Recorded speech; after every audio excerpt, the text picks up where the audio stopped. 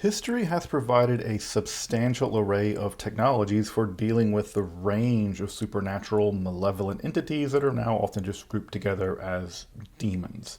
From amulets to exorcisms, from wards and prayers, even setting one demon against the other, famously with Pazuzu set against Lamashtu, something that Jesus was even accused of doing. Dealing with the forces of darkness has long been a concern, as long as basically people have been expressing concerns in writing.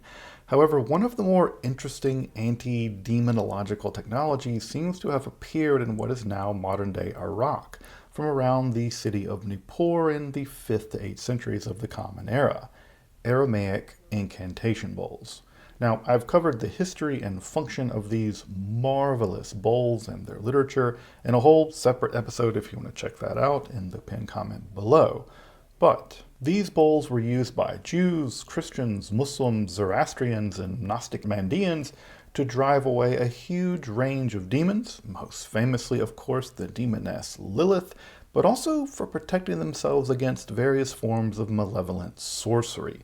Inscribed with a series of Aramaic incantations and apparently buried upside down within the house, usually within the lintel of the house, but also sometimes nested together or spread apart in bedrooms, these bowls are a wonderful expression of a now virtually lost magical technology. But after seeing several ancient bowls in museums and acquiring a few ancient versions of them myself, I was so enchanted, for lack of better word, with these bowls that I resolved to make them available for fans of Esoterica.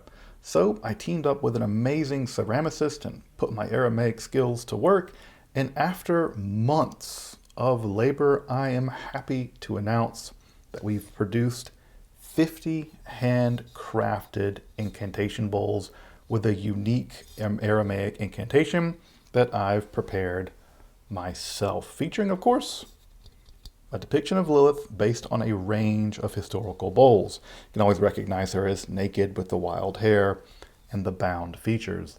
These bowls are each hand-prepared, they are hand-inked and fired, featuring a unique Aramaic incantation that I've prepared based on reviewing dozens, hundreds of historical bowls. And I have to admit, this project was a huge amount of fun that brings to life a virtually lost form of magical literature, and one that scholars increasingly believe, by the way, was done in the domain of women, as borne out by the varied domestic bowl and the varying degree of literacy of the Aramaic incantations themselves. So I am thrilled, really thrilled, to make 50 of these available for purchase via my antiquarian occult bookstore.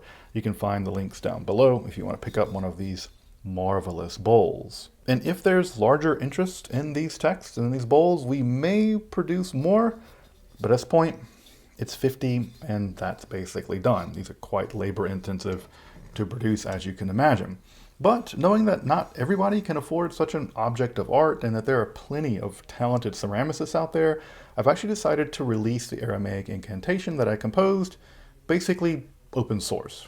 A feat that, by the way, took many hours poring over dozens of antique bowls and, comprising a text in ancient Aramaic. So, not exactly easy. So if you want to make your own Aramaic incantation bowl, which I honestly think serves as a wonderful, great catch-all incantation, the one that I composed at least, you can actually download those given my commitment to accessibility. I'd rather just make it open source and give anyone the ability to make a bowl as opposed to having to buy one from me. And again, I'm happy to make that available to anybody in both the Aramaic and the English translation for anyone to use as they like.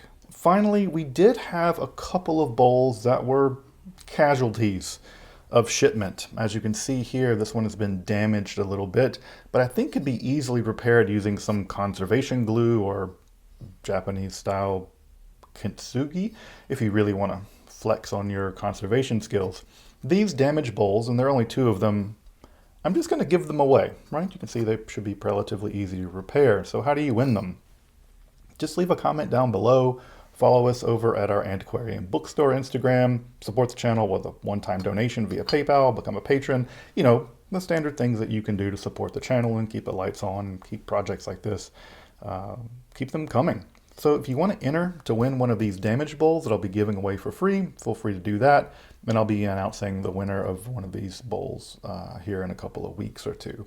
But I have to admit, a terribly fun project of making what is basically a nearly forgotten magical technology available again for consumption, at least as an object of art.